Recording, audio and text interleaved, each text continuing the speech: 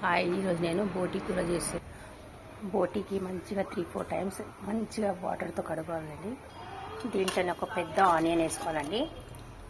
Onion వేసుకొని మంచిగా ఇట్లా మంచిగా పిసుకోవాలండి. మంచిగా పిసికి కడుక్కోవాలండి. ఇట్లా మంచిగా కడిగిన తర్వాత మళ్ళీ ఇంకొక 2 టైమ్స్ వేడి నీళ్ళతో కడగాలండి.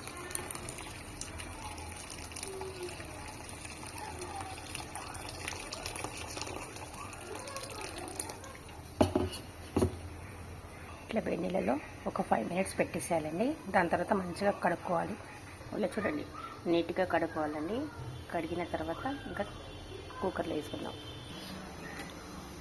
గ్యాస్ ఆన్ చేసి కుక్కర్ పెట్టినా. దీనికి ఆయిల్ తక్కువనే పడుతుందండి, ఎందుకంటే బోటీలో నుంచి ఆయిల్ చాలా వస్తుంది కదా. ఒక 2 స్పూన్స్ ఆయిల్ వేసుకుందాం.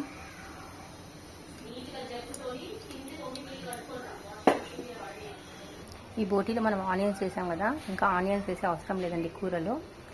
ఇలాగే డైరెక్ట్గా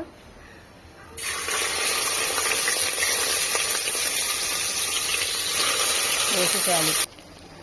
దీంట్లో ఒక స్పూన్ పసుపు,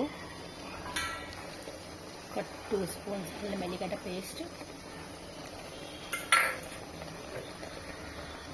ఒక 3 స్పూన్స్ కారం, 1.5 స్పూన్ ఉప్పు, ఒక 2 స్పూన్స్ జీలకర్ర ధనియా పౌడర్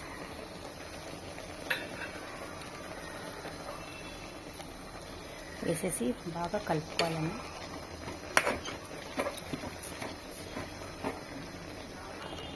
ఒక స్పూన్ గరం మసాలా. దీంట్లోనే ఒక 2 టమాటా వేసుకోవాలండి. ఇంకా కొద్దిగా వాటర్. ఇప్పుడు ఇవన్నీ వేసి మూత పెట్టాలండి. ఒక 8 విజిల్స్ రానివ్వాలండి. ఇవ్వండి, ఇట్లా మంచిగా ఉడుకుతుంది కదా. ఇప్పుడు కుక్కర్ పెట్టేసి ఒక 8 విజిల్స్ రానివ్వాలండి. కుక్కర్ పెట్టేసాం. ఇట్లా పెట్టేసామండి. ఒక 8 విజిల్స్ అయిపోయింది.